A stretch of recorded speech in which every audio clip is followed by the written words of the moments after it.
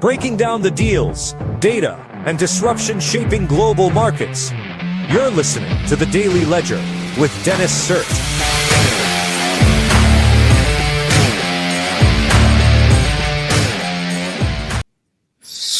Hey folks, it is New Year's Day. Welcome to 2026. You're listening to The Daily Ledger. It is January 1st, 2026. I am your host, Dennis Sert. Great to be here with you today on the first show of 2026. How exciting is that? Now, I'm very excited about that. We got some good stories to talk about today. We're actually going to keep it short and sweet, and I have a pretty good monologue, I think, on specifically the college dropout has become the most coveted startup founder credential story that we're going to talk about, and we're also going to talk about how Meta Reels became a $50 billion business. And then finally, there's this third story that I was debating whether or not to include. We're going to skim over it. It's from TechCrunch, and it's basically a recap of the rant I did yesterday on the European bankers. They always come out with stories that exactly match my rants. It's really funny. It says, investors predict AI is coming for labor in 2026. So we're going to just kind of skim over that. I'm going to do very little commentary, and we're going to read it because I don't want to beat a dead horse, but that's going to be the show. Let's go over some macroeconomic data. The Dow Jones is down 0.63. The NASDAQ is down 0.76%. So before the Dow Jones, I meant 0.63%. S&P 500 is down 0.74%. Bitcoin is up 0.47% to $88,096. And before we get into today's show, make sure to download Byte AI Market Analysis, which is a financial co-pilot that tells you whether you should enter or exit the market at any given time. It does it based off of basically technical indicators, which are math ways to look at entry and exit points. It's what economists use. Some include the MACD curve, the signal curve, the RSI curve, as well as the Bollinger Bands. And it also does it based off of current news sentiment. It tends to refresh every half hour. That's why I use it as a day trading tool. Right now, Microsoft is underbought, for instance. Tells you why. Of course, it's not a financial advisor. Neither am I. And past success does not indicate future results. But that being said, I use it every morning alongside Robinhood. So make sure to download Byte AI off the App Store. All right, let's start with our first story. How Meta's Reels became a $50 billion business. Once a TikTok wannabe, Instagram's video feature has now is now a hit with users and advertisers. Can it make the leap to television? So, two things that are quite interesting about this article. First of all, Reels is definitely getting more and more and more popular, right? And this is something that I think I mentioned on an earlier show. I talked about how Instagram used to be just like some sort of a Facebook for Gen Zers, but now it's like that part of the platform has almost completely withered away, and it's mostly people just sort of scrolling Reels, like me included, to be honest. And they haven't yet surpassed TikTok in terms of the key metric here is minutes a day. It's 27 minutes a day with Instagram Reels, and with TikTok, it's 44 minutes a day. So TikTok has the cake. And I guess YouTube Shorts is just shy of Instagram with 21. So YouTube Shorts 21, Instagram 27, and then TikTok 44. So you can kind of see that. You know, what's interesting just about TikTok, TikTok started out kind of as Musical.ly. It's like music and then .ly. I used to use, I was an early adopter of essentially what TikTok was, what Musical.ly became, because I was using Musical.ly in like 2017. It was basically lip sync thing, and it wasn't me using it, but at the time I was talking to someone who was really into it for some reason, and so kind of got me pulled into it. And I was just kind of like, um, kind of just scrolling, right? Obviously, I wasn't doing any lip syncing. Maybe I should. Maybe that's what I should turn this platform into, the Daily Ledger Show. Dennis lip syncs pop music. But yeah, that's what people were using it for. And then later in like 2017, 2018, um, I guess TikTok, which was really didn't have any hold in the US. It was just basically in China. And then they acquired Musically, and then they turned Musically, like the physical app, into TikTok, and then they sort of penetrated the US market with that. So interesting history there. And what's kind of interesting, just going back to the article itself, is apparently just in now going back to Reels is essentially going on the TV, right? So I guess they're kind of entering the smart TV market.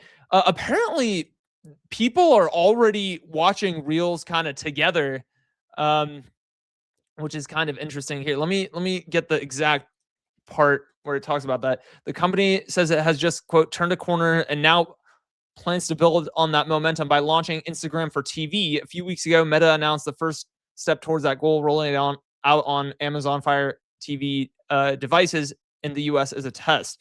And here's the kind of the kicker. So I guess whoever they're interviewing, this kid said Instagram knew from research that a lot of people were already watching Reels with their friends by mirroring their devices on a TV. So that's pretty interesting. Um, yeah, I mean, I usually just go out with my friends, so this isn't something I'm too accustomed to. Um, Sort of sitting around watching Reels on the TV. I could have seen that, like, if I was 12, and I don't mean that condescendingly.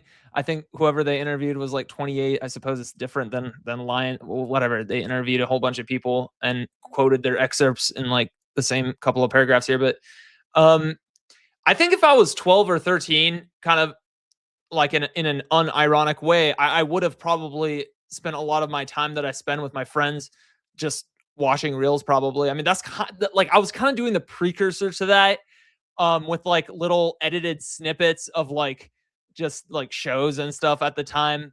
Um, yeah, like a name for it. It's like YouTube, and then yeah, there was a dumb name for it, but it was kind of like the precursor to TikTok, but it wasn't really mainstream, right? It was kind of for just like internet sleuths on YouTube, who are really savvy with culture and just liked watching edits and having a nice laugh. But yeah, anyways, but yeah, so that's kind of what was going on there. College dropout has become the most coveted startup founder credential. So I have a little bit to say on this, right? Because as you know, I myself am a founder. I finished college, I finished my BS and my MEng. I put off my MEng because I got into Y Combinator in 2024, in W24. And then later I went back to my MEng, finished that earlier this spring, and now I'm sort of doing startup stuff. But so that's kind of where I'm coming from. Now, I mean, let's just talk turkey for a second, right? Um, my view on this is you have to be smart, and I don't mean like IQ or book smart, although you do have to have that. I'm talking about strategic smart. Okay, you need to have a plan A. You need to have a plan B. You even need to have all the way through to a plan Z. Okay, because if you don't have backups of backup plans, you will be hung out to dry. And that will be what I am now sort of dubbing a catastrophic failure. And I think that if you're a young tech founder, or you're someone in college who's kind of considering maybe dropping out, like I'm not even discouraging it. There are a lot of really successful like no name people, and I don't say it like that to be condescending. I'm trying to make a point that not everyone has to be Zuckerberg in order to be a successful startup founder who dropped out of college. Like, you don't have to be Bill Gates. You don't have to be Zuckerberg, right? Because that's what the boomers will tell you. They'll say, oh, you'll never be the next Zuckerberg. You'll never be Bill Gates. There are only two of them. It's like, no, no, no, no. You don't know about all the no-name billionaires, right? So my point is, like, you can drop out and be extremely successful. You can, have, you can be a college dropout and also have a company that's, billions of dollars in valuation, right? But that being said, it is a little bit risky to drop out of college in search of that, even though it is kind of an outcome available. In fact, a startup, you do have to know that there is a large probability that you will fail. Like, your startup probably, in just going off of just statistics, your startup idea probably has zero chance of achieving product market fit, which is what makes startups thrive and launch. If you don't have product market fit, in fact, if you're a startup, you should immediately quit and do something else. And that's called pivoting, right? So you kind of pivot. Many successful startups don't never really start out with what they're doing. It's very rare that it's like that. Usually it came from pivoting several times and then they land on something that has real pull from the market, right? So what I'm trying to do is kind of like paint a picture of, like, like, every time you fit, you can be cute and call it failing, but it's not really, it's not failing until you kind of throw in the towel and like kind of give up on life, right?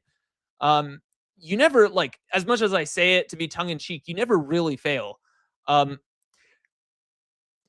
mean, again, you just kind of pivot and everything, but there are instances of real catastrophic failure, and I want to bring it serious for a second, right? There are instances of real catastrophic failure. What do I mean by that? So in this article, there's this guy, there's this example, there's a student who, so the article kind of talks about how,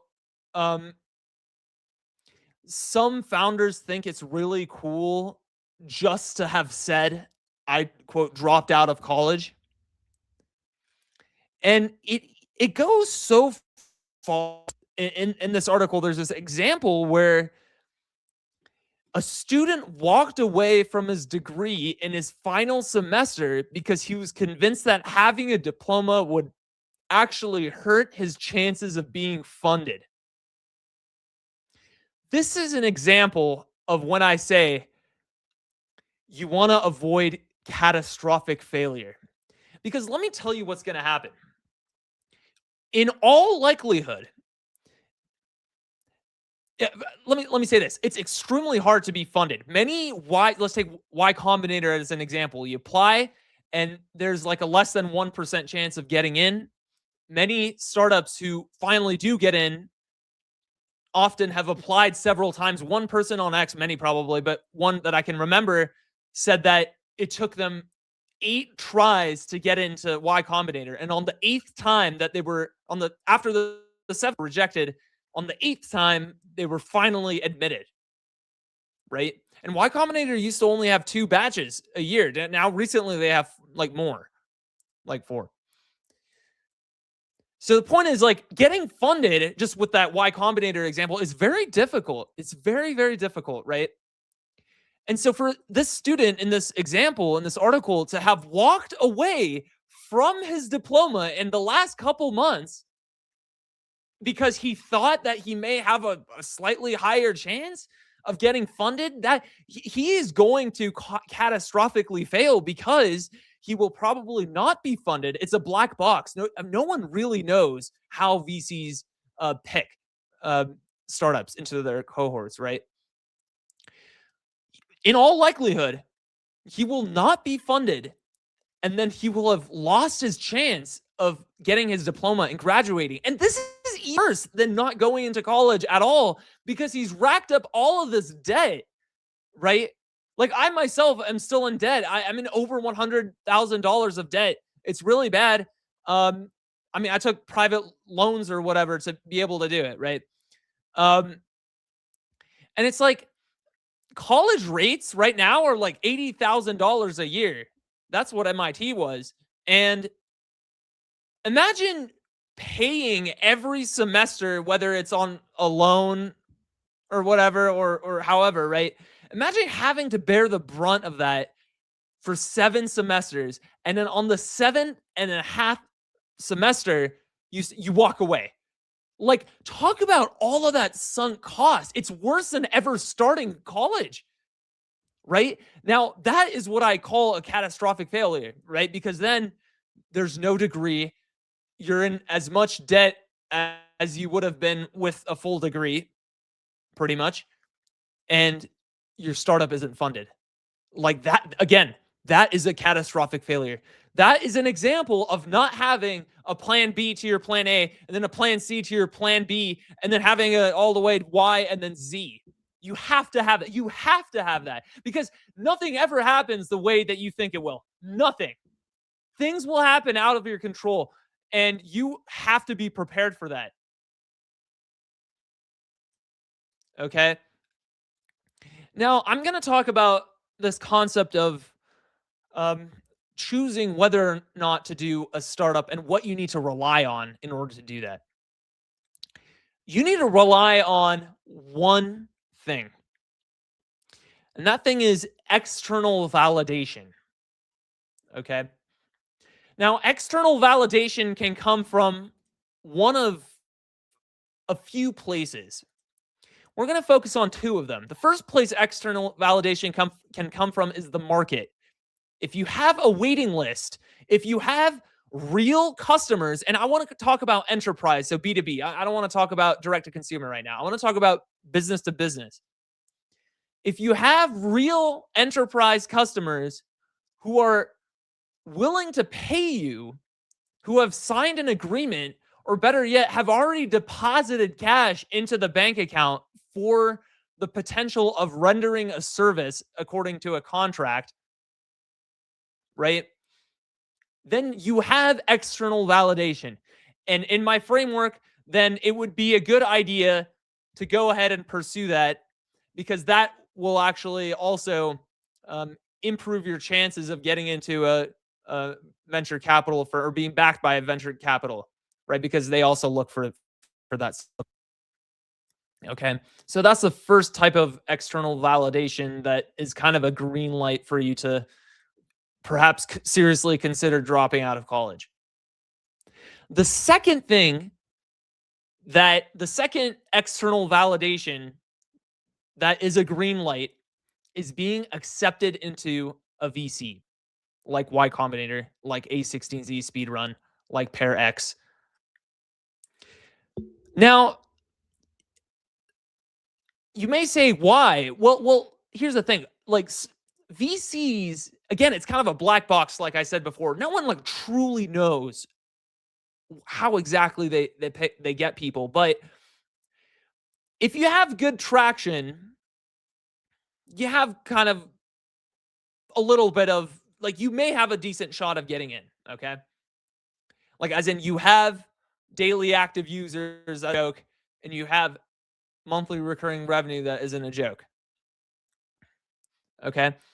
The other thing is, you might not have either of those, but if you have a good team, then you also might have a good shot of getting in as well.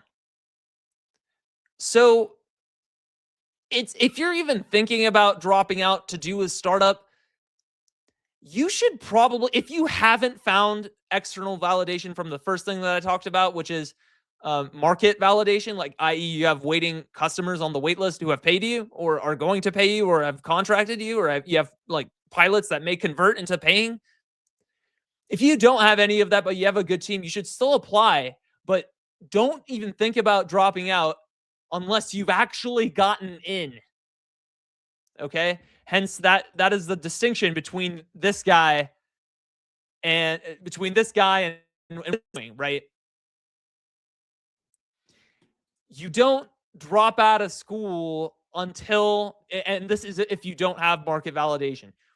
You don't drop out of school without market validation if you haven't gotten into a startup accelerator. Okay. Now, you may say, well, you need to build something before you can get any sort of validation, either from the market or customers or from venture capital. No, this is a very large misconception. You do not have to have anything. In fact, I am encouraging you not to have anything. Don't even do anything. Be as lazy as you can, okay? And I don't actually mean lazy. But what I mean though is you shouldn't be writing any code unless you have any sort of traction. Ideally, actually, market traction, because VCs also look at that market traction as well, right? And it's also not ideal if you've been backed by a VC but you don't have any market traction. The idea is like you get a little bit of momentum after being backed by a VC, you get into a new network, and then you enter founder mode very rigorously with a bunch of people near you, and then the idea is the momentum carries you into possibly having market validation with higher chances, right? But that aside, you don't want to have code unless you have that market validation. And the reason is code is actually a liability. Okay? If the code is not rendering a service, if your app is not rendering a service to customers, it should never have been built and it should be immediately taken down. Because you continue paying server costs. It's not for free to host an app like that, like whether it's a mobile app or a web app or anything like that. It's not for free. There are server costs that can go into the thousands of dollars. And this actually happened to me one time. If you make like, every programmer has had a bug in their code in the history of programming. One time, several years ago, I was like using Google Cloud, and I had an infinite loop. And within 15 minutes, the server costs had ballooned from like the normal baseline of like $20 or whatever at the time to like $3,000. And luckily, I didn't have to pay that. I was able to sort of fight it and be like, hey, I emailed the Google developers on the Google Cloud team. I was like, yo, like there was a bug in the code that caused this. Like I didn't actually like want to rack up $3,000 in 15 minutes. And luckily they were able to, like, you have to like write an essay or something about it, and you have to kind of like atone. But they let me go kind of scot free. But the point there's a lesson to be learned from that though. It's that code is a liability. I mean, anything can go wrong, and then suddenly, like, you may potentially be bankrupt. Like, it's actually really, really bad to have code. You should be code averse. Okay. So, unless you have any sort of validation, but more primarily, and you should prefer market validation, really. Unless you have that, and your app, what you've done is rendering a real service or real value to some like customers that really aren't even in your network, right? Ideally, you shouldn't have any code written at all. Okay. So so that's kind of what I have to say. And I want to end with this. It's like, again, going back to VCs kind of accepting based off of a team and no code at all, and just an idea, right? Because that happens actually quite frequently, right? And by the way, nobody tells you this, but startups that get in, many of them immediately pivot. And it's almost like you never got in with that idea at all. Like, ideas actually don't matter at all. It's all about the team, really. Like that, the smaller team you have, like if you're a solo founder, the idea matters a little bit more. But I mean, a lot of founders, they get in and then they immediately pivot. Well, what was the point of the vetting process then? Well, the answer is the team. So that's why you need to be thinking like that and not like this guy in this article who he said a diploma would actually hurt his chances of being funded. No, no, no, no, no. If you haven't been funded already, then don't think like that. Like, what are you doing? Um, but yeah, but just going off of the team thing, some nihilists say, oh, well, if you had product market fit already, well, you need a YC or you wouldn't need a venture capital firm. Wrong. No, no. You want to be blessed by the venture capital firm. You never say no to the opportunity given to you by a venture capital firm. You never want to think like, oh, well, if I was successful enough, I wouldn't need them. Like that's kind of like that Charlie Manson quote. Like, I would never join a club that would have me.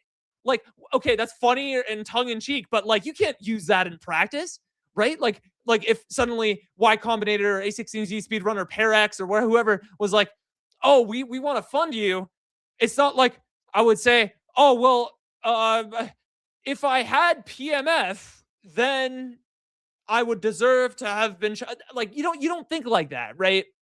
You don't think like, oh, well, if I had PMF already, I wouldn't need you guys. Like that's not how it works, right? So that's also an idea I wanted to shoot down on air here because yeah, some people do actually think like that. Like, and I just want to end with this. Like, you have to be a bloodhound for opportunity. You have to be. You have to constantly do and follow the path of that can be the most potentially rewarding. And conversely, you have to avoid the paths that can be the most that have the most potential for catastrophic failure. Okay? You need to make sure you have that sort of external validation, the market validation or the venture capital validation. Okay. Because dropping out of college is a really big, I mean, it's a really big burden on yourself and your future, but also your parents. Because a lot of parents, um, pay for or go into debt or do whatever for their student. Um, or for, and it's like, it's doing your parents such a huge disservice if you, again, even spend any of that tuition money and not get the diploma. So if you choose to do that, you better be very, very sure. And the only way you can be sure is with one of these two ways. You don't think that you have a better opportunity not getting the diploma after doing 7.5 semesters of that. No, that's called being a spoiled brat. And you don't have anything. Okay. I'm talking about the case where you do not have anything, but you think you have a better chance of being funded. Okay. Playing with fire here. Another thing you're wasting, because that wasn't the case for me. For whatever, like I think it was a principle thing, but also in terms of like monetarily, you know, my parents kind of made it a thing where, well, it's like, sorry, son, you're gonna have to, you know, get a loan, and the loan rates aren't very forgiving, by the way. It's like 8 or 9%. It's pretty bad. Most mortgages, especially in like 2019, were like 3 or 4%, and then the student loan rates were like 7, 8%. So it's like, what the hell? But yeah, so you're kind of essentially, if you're in my case, doing yourself a disservice.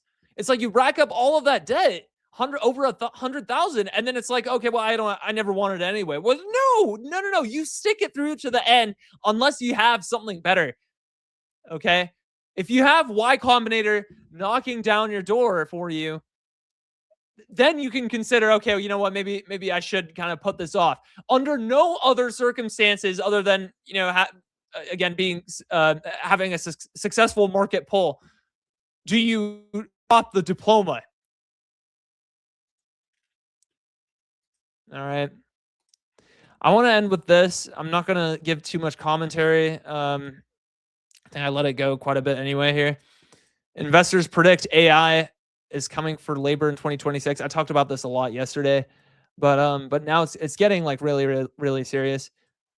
A November MIT study found that an estimated 11.7% of jobs could already be automated using AI.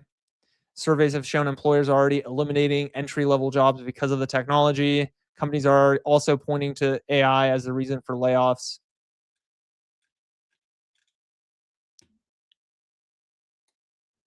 "2026 will be the year of agents as software expands from making humans more productive to automating work itself, delivering on the human labor displacement value proposition in some areas. Many AI doesn't eliminate jobs, but rather help their shift workers to deep work or to higher skilled jobs, while AI just automates repetitive busy work." Well, I hate to tell you, but everybody does repetitive busy work. Okay, unless you're like a founder or an inventor or like a researcher or whatever. I mean, I'd argue in some cases even then, but like you are always doing repetitive busy work. This is actually just saying we're just going to take everything. All right, I think we're going to end it there. Hope you guys had a happy new year, and I guess continue to have it later through the day. Make sure to download By AI market analysis off the App Store to make better trades, and we'll see you tomorrow. Peace.